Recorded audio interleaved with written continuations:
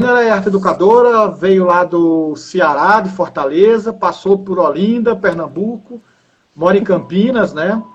Ela trabalha muito com cordel, ela é muito forte no cordel. Fez a última flip, né, lá de Paraty, estava para lá, herdou dos avós as contações de história, os cordéis, né? E isso aí. Então, beleza, gente. Eu sou a Dani Almeida, né? Sou, como eu falou, né? Eu nasci no Ceará, né? Mas depois fui para Recife, Pernambuco. Me criei em Olinda. E até os 24 anos, que foi um dia desse, eu vivi lá. E já faz um tempo que eu moro aqui em Campinas. E faz uns 9 anos que eu tô aqui já. Eu geralmente falo assim, né? Em forma de poesia, né? Meu nome é Dani Almeida e no Ceará eu nasci, mas a cabeça desachatou quando Pernambuco eu vi. Em Olinda eu me criei, suas ladeiras muito andei, mas no seu mar eu renasci. Quando adulta me tornei, outra terra me adotou. São Paulo, de muitas tribos, né que o marido me arrumou, menino? Num evento de cordel ele veio a granel e o meu coração roubou. Mas hoje eu vivo aqui em Campinas, aqui eu pari 2 filhas. Elas são os meus pedaços mais divinos da partilha, nessa vida de andança, de coragem e esperança. Com amor, a gente brilha. Mais ou menos assim que eu me apresento. E aí, né, a gente tá nesse papo sobre oralidade, né, sobre as nossas influências. A minha, com certeza, foi o meu avô, Euclides Nascimento, um agricultor familiar da zona da Mata Norte de Pernambuco, Nazaré da Mata. Lá ele fundou os primeiros sindicatos rurais do estado de Pernambuco.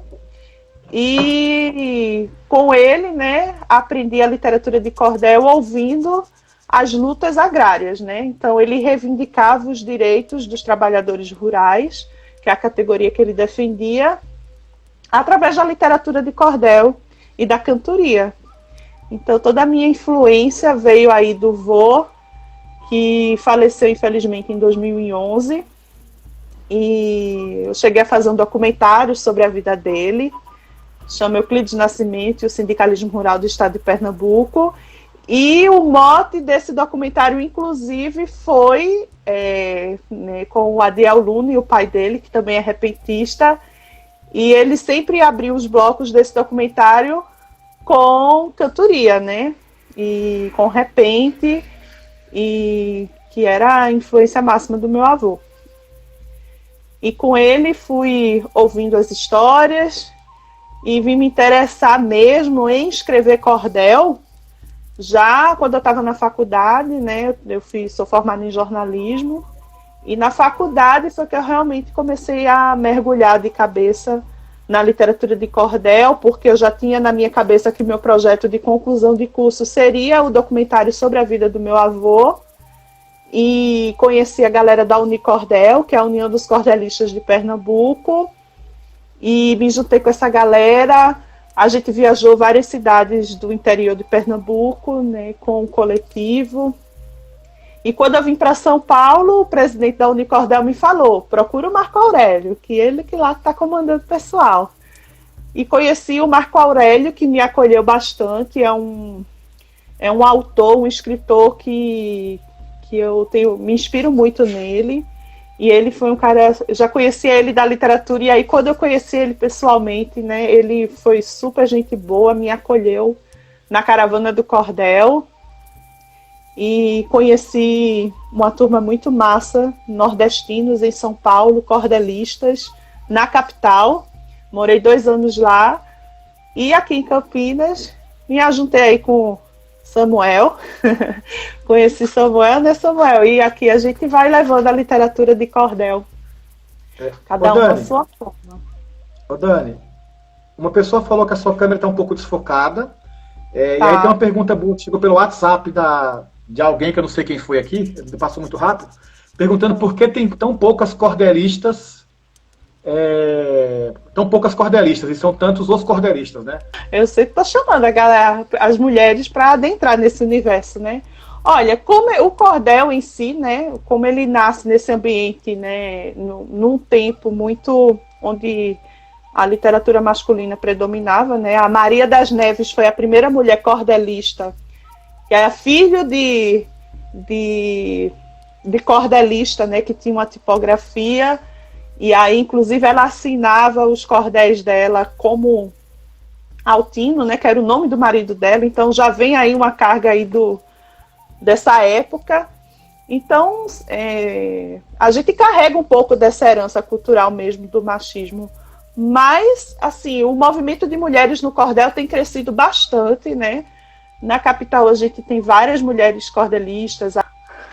Bom, a gente estava falando sobre as mulheres no cordel, né? Então, galera, tem muita mulher fazendo cordel, sim. Tem, inclusive, um site muito legal da linha Catunda, né? Que é da Academia Brasileira de Literatura de Cordel, do Ceará, que reside no Rio de Janeiro. Tá lá, Cordel de Saia, é um blog super interessante. Elas abordam várias coisas legais. Tem as cordelistas do sertão, que também tem o Instagram delas, eu vou colocar aí depois nos comentários, que é bem legal acompanhar também. Temos a Suzana Moraes, de Pernambuco, Mariane Biggio, são cordelistas maravilhosas, que trabalham com público infantil.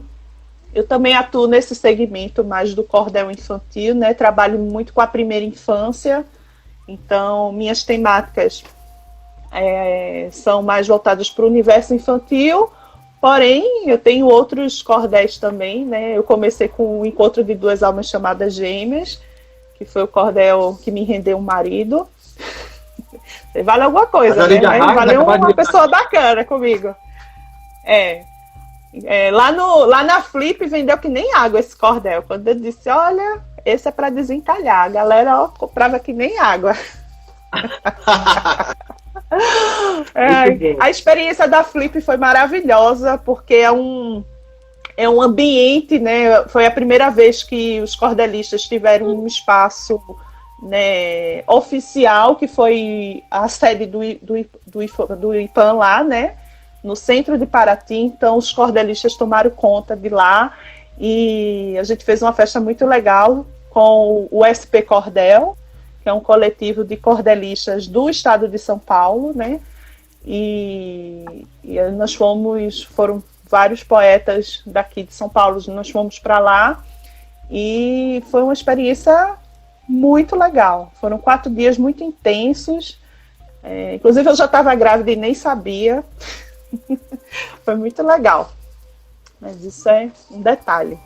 Bom, mas vamos de história. Manda uma história para nós aí. Manda o da Vaca Estrela primeiro. Vamos lá. Esse aqui, ó.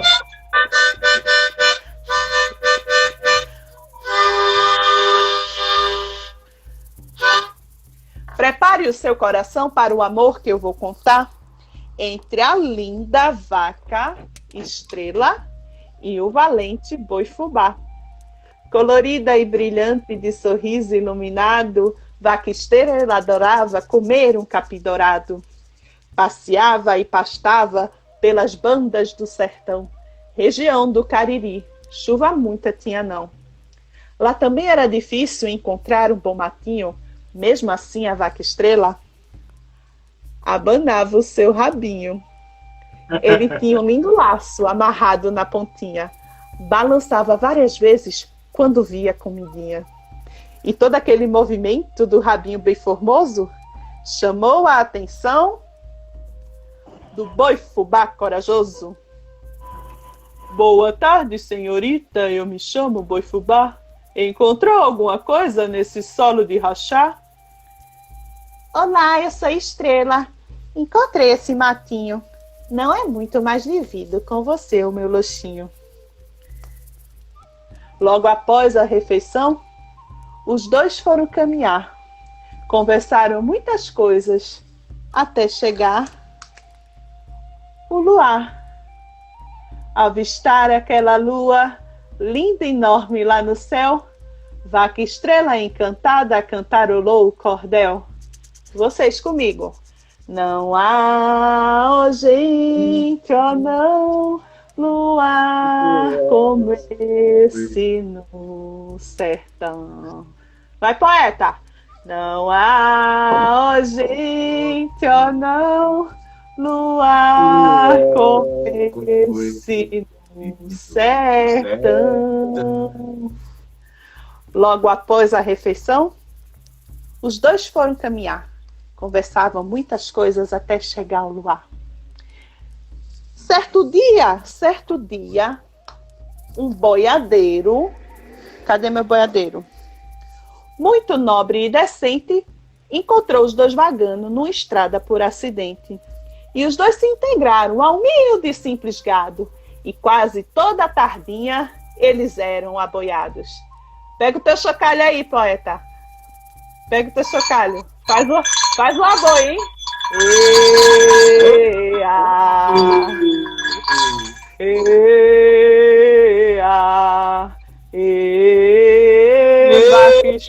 Vaca estrela. Bui, fubá. Na beira de um curral, perto de um jacarandá, vaca estrela e boi fubá ouviam aboiar. De novo. Vaca estrela, bui, fubá. Os dois eram bem felizes com o velho boiadeiro, que cuidava do seu gado com amor bem verdadeiro. Mas algum tempo depois, uma seca bem medonha devastou a região, que ficou muito tristonha. E aí o vaqueiro foi embora para poder sobreviver. E hoje, nas terras do sul, lembra desse acontecer. De tudo que deixou, que teve que abandonar, da linda vaca estrela e do belo boi fubá, que, cansados de lutar, à seca não resistiram e foram morar lá no céu, e do alto tudo assistiram. É por isso, quando nuvens no Cariri estão a formar, é possível ver estrela junto com o boi fubá, que num choro de saudade, chuva forte faz cair, amenizam a secura e ajuda a florir. Mandacaru, xique-xique, alimento e liberdade, novas águas nos açudes, vidas em prosperidade. Por isso, viva o povo sertanejo que na natureza crê, esperança sempre ativa, alegria de viver. Assim como a história de estrela e fubá, um amor tão forte e intenso como a lua e o seu brilhar. Não há, ó gente, ó não, luar como esse no sertão.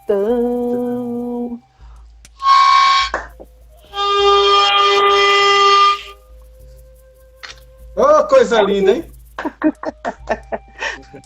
Esse foi escrito em quadra, né? Como eu trabalho muito com a primeira infância, então a quadra chega mais junto dessa galerinha.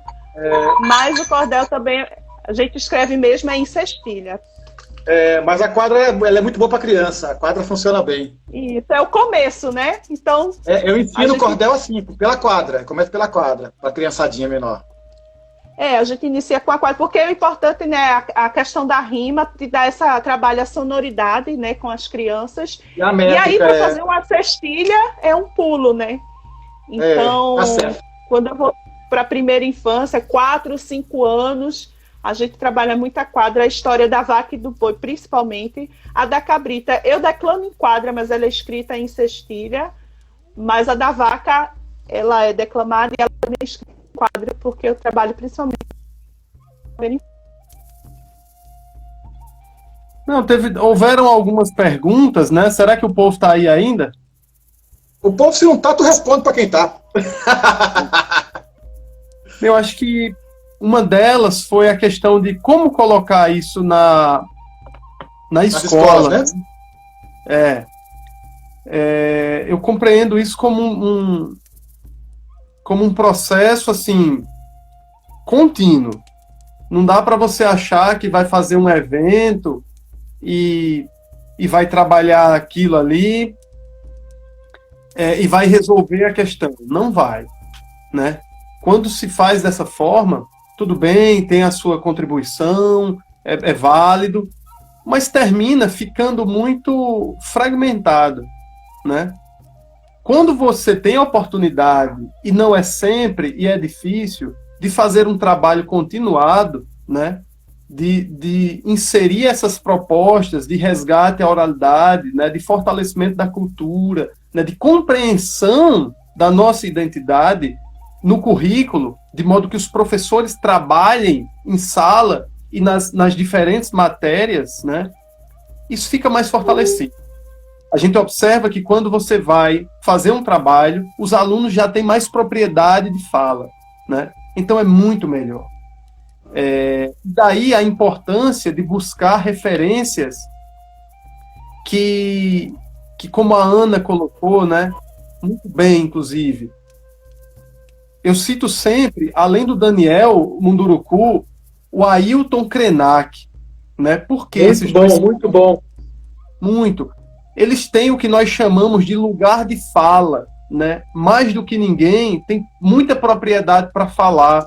Eles têm, na documentação genética deles, todo esse registro de lutas, né? Além dos indígenas citados, né? O Daniel e o Ailton, né? O Darcy Ribeiro tem uma pesquisa muito boa. Além do livro O Povo Brasileiro, ele tem o livro Diários Indígenas, né? Que é outra recolha fantástica, né? Ou seja, são trabalhos aí que vão direcionar para um mundo que vai se abrir. Tem uma reportagem que saiu em janeiro do ano passado, da revista que eu não lembro agora, falando sobre o genocídio indígena. Eu vou dar uma procurada aqui no Google e eu ponho no comentário. Ela é muito boa. Ela revela um período da história brasileira, né? E o que aconteceu com as comunidades indígenas, sabe, de uma maneira assim muito muito clara, mostrando a crueldade da época, né?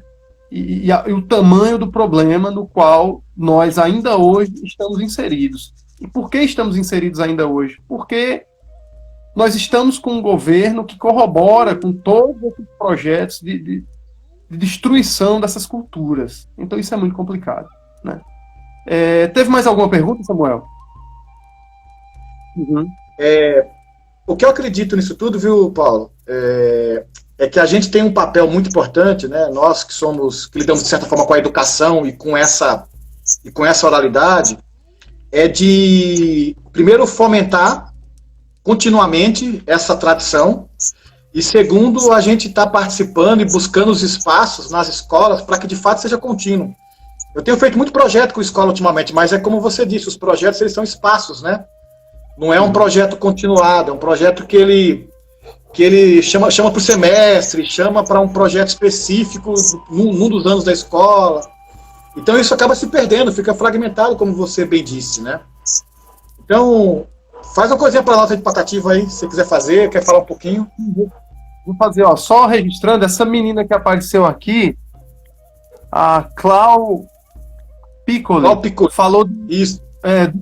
Né, do documentário que tem no Netflix sobre a história do Brasil. O primeiro episódio fala sobre os indígenas. Sim, é mesmo, é verdade, é muito bom. E sim, além dessas referências de livros, né, hoje em dia a gente tem o YouTube que tem um monte de coisa.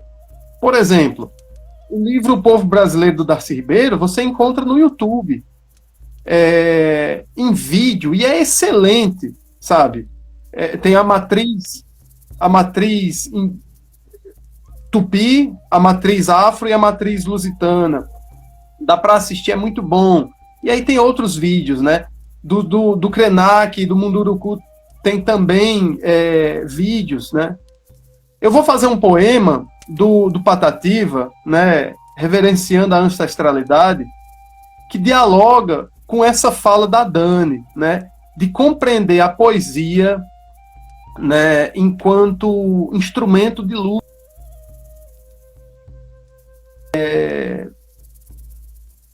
Então, é um poema que chama-se O Agregado e o Operário, no qual ele mostra sabe, a relação entre o operário da cidade, né, e o que ele chamava de agregado, né, e o trabalhador do campo, os dois, né, submetidos às imposições, né, e aos ditames do grande capital. O agregado e o operário. Sou matuto do Nordeste, criado dentro da mata, caboclo, cabra da peste, poeta, cabeça chata. Por ser poeta roceiro, eu sempre fui companheiro da dor, da mágoa e do pranto. Por isso, por minha vez, vou falar para vocês o que é que eu sou e o que canto. Sou poeta agricultor do interior do Ceará. A desdita, o pranto e a dor, canto aqui e canto acolá. Sou amigo do operário que ganha um pobre salário e do mendigo indigente e canto com emoção o meu querido sertão e a vida de sua gente. Procurando resolver um espinhoso problema, eu procuro defender no meu modesto poema que a santa verdade encerra os camponeses sem terra que o céu deste Brasil cobre e as famílias da cidade que sofrem necessidade cobre. Vão no mesmo itinerário, sofrendo a mesma opressão. Nas cidades, o operário e o camponês no sertão, embora um do outro ausente, o que um sente, o outro sente, se queimam na mesma brasa e vivem na mesma guerra, os agregados sem terra e os operários sem casa.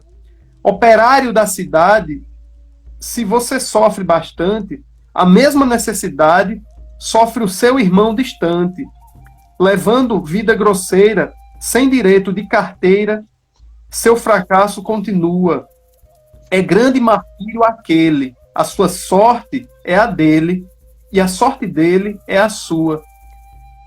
Disto eu já vivo ciente. Se na cidade o operário trabalha constantemente por um pequeno salário, lá nos campos o agregado se encontra subordinado sob o jugo do patrão, padecendo vida amarga, tal qual o debaixo da sujeição. Camponeses, meus irmãos, e operários da cidade, é preciso dar as mãos, cheios de fraternidade, em favor de cada um, formar um corpo comum, praciano e camponês. Por isso, com esta aliança, a estrela, pois só com esta aliança, a estrela da bonança brilhará para vocês. Uns com os outros, se entendendo, esclarecendo as razões, e todos juntos fazendo suas reivindicações por uma democracia de direito e garantia, lutando de mais a mais. São estes os belos planos, pois nos direitos humanos nós todos somos iguais. Esse poema do Patativa, né? Esse poema do Patativa, ele é excelente, porque ele mostra a necessidade, né, da classe trabalhadora, proletária, né, seja na área rural ou na área urbana, fortalecer uma luta comum em prol dos seus direitos. Direitos esses que estão desaparecendo atualmente, né? Isso é um grande problema, né? Então, voltando ao tema, né, da oralidade, eu queria contar uma experiência pessoal. Eu estou escrevendo uma entrevista. Mande aí, mande. Olha, tá chegando um amigão meu da Paraíba, Vinícius. Chegou no momento bom. Então, eu tô escrevendo essa entrevista para o Arthur Gomes, né? Um amigão meu que tá no Face, mano. Depois procura ele. E tem algumas perguntas que me fizeram voltar lá na minha história e tal, né? Uma delas me levou lá na infância, quando eu fui apresentado a poesia em casa, sabe? No contexto familiar, na rua, na feira, né? Então, misturado aos meus brinquedos, tinham folhetos de cordel, muitos, assim, que eu guardo até hoje, sabe? Então, por exemplo, as proezas de João Grilo. Eu tenho um cordel centenário, assim, velhinho, se desmanchando, sabe? O cavalo que defecava dinheiro, o homem da vaca e o poder da fortuna, a donzela Teodora. Eu tenho todo esse material. Organizei uma exposição em Santo André, na Casa da Palavra, em 2016. Então, tudo isso foi um registro muito importante, né? Pela mesma época, na infância, o meu pai costumava me levar aos sábados, né, na feira. Então, a feira de Santa Luzia, na época, hoje não é mais, mas na época, tinha cantoria, tinha embolada, tinha ciranda com Mané de Bia, né? E eu tenho um poema aqui, uma situação que remete a Mané de Bia, que é muito, muito bonita, e eu vou contar na sequência, né? Então, todo sábado, minha infância foi fazendo isso. De alguma forma, aquele registro oral, ele foi se sedimentando na minha existência e, em grande medida, está presente na minha poesia hoje, seja em qual formato ela se manifestar, né? Eu sempre falo para os meus amigos que quando eu estou escrevendo um poema, o poema precisa passar no crivo da oralidade. Eu preciso falar ele em voz alta e ele precisa ter um som agradável, senão ele não está pronto. Isso vem dessa vivência da oralidade, né? Falando de Mané de Bia, um grande poeta santaluziense, ele tem uma história curiosa. O sonho dele era ser repentista, mas ele não aprendeu a tocar a viola. E aí ele era de uma família de cirandeiros, né? E aí ele inventou um gênero novo, Samuel, dentro da cultura popular, que foi a ciranda de improviso.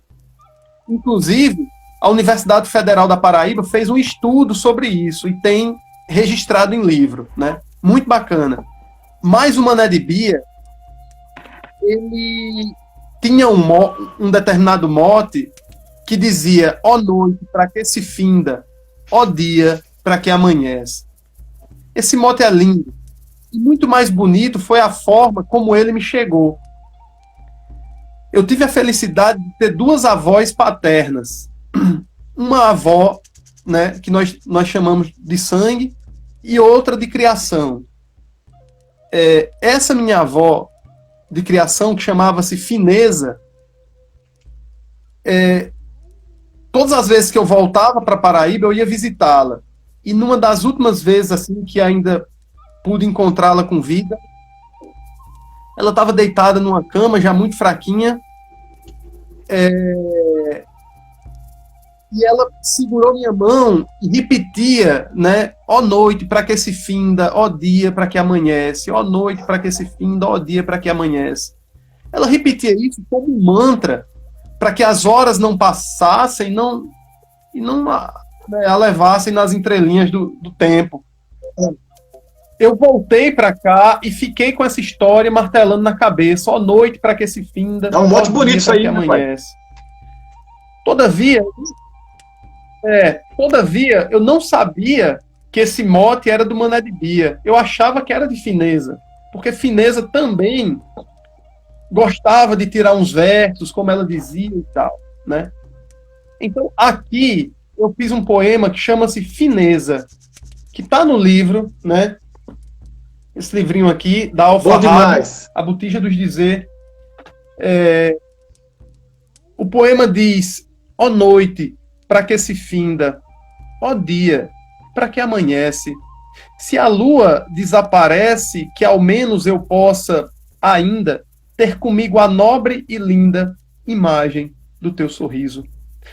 É só disso que eu preciso para alumiar os meus dias, preenchê-los de alegrias e levar-me ao paraíso. E o vento passou contente, embora bem muito brando, pois mesmo de vez em quando faz questão de estar presente, faz-se até de confidente de todo amor meu por ela, o qual, de forma singela, por completo me arrebata, o qual canto em serenata, só para vê-la na janela. Seguraste a minha mão, e tudo se fez poesia. Não esqueço aquele dia, eu guardei no coração. Ante o meu mundo sertão, a tua voz se fez de prece. És fineza que enobrece, e serás sempre bem-vinda.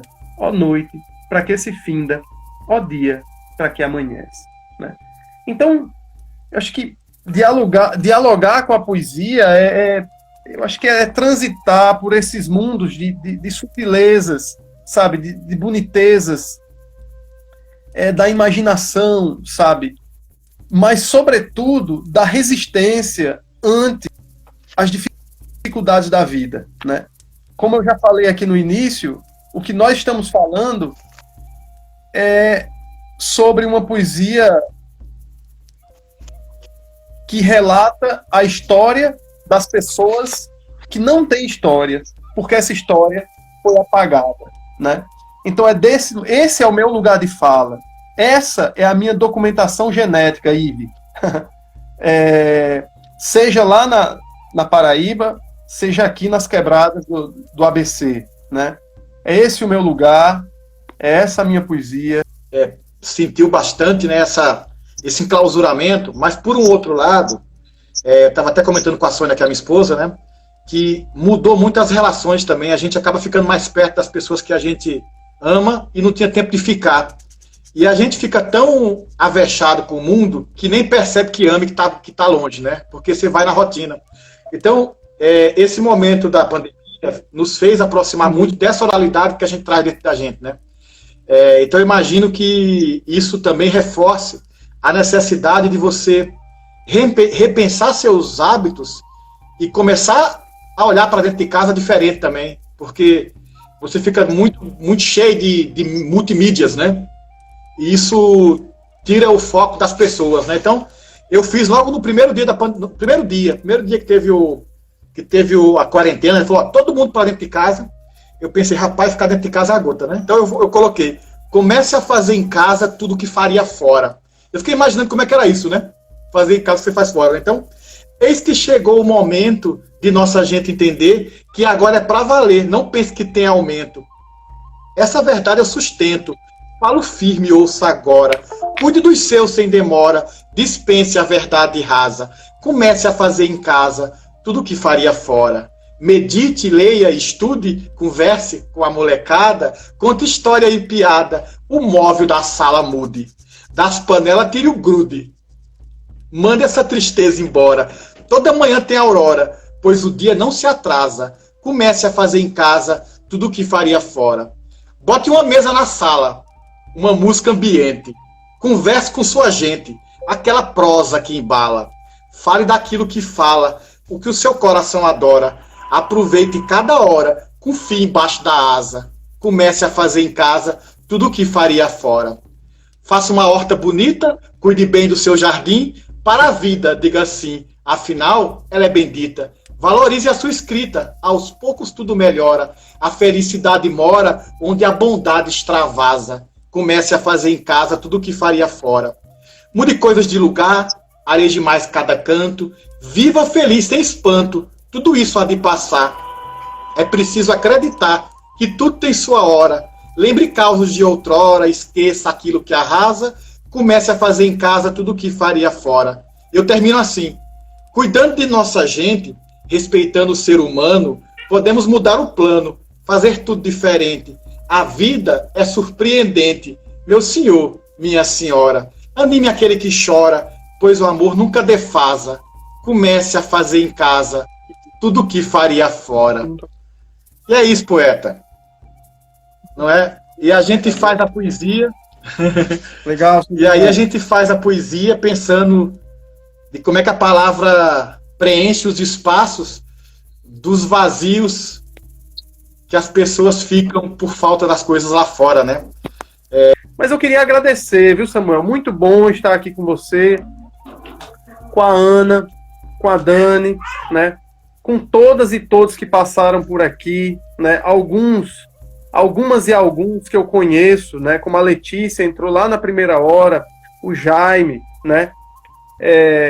Uma companheira e um companheiro que nesses últimos 10 anos nós tivemos a oportunidade de fazer muita coisa juntos aqui no ABC, né? Nós tivemos um movimento chamado Lapada Poética, que começou em oficinas literárias, né? Aqui em São Bernardo, né? Oficinas literárias promovidas pelo setor público, né? Pela prefeitura, né? Que mostram a importância de nós fomentarmos essas iniciativas, né? Então, em grande medida, se hoje eu estou aqui, nós devemos a isso, né? A essas oficinas, a todas essas pessoas que eu encontrei, que caminharam comigo, como diria Drummond, de mãos dadas, né? Passou por aqui também o Vinícius, um amigo meu de Santa Luzia, inclusive estava lembrando do pai dele esses dias, né? Zeca Medeiros. Passou a Ive, minha colega de trabalho, né? Me perdoe se mais alguém conhecido esteve aqui. Eu não, como os comentários passam rápidos, eu não vi, né? Então quero deixar um grande beijo, obrigado, é muito bom estar com você. Obrigado, Paulo, gratidão, viu?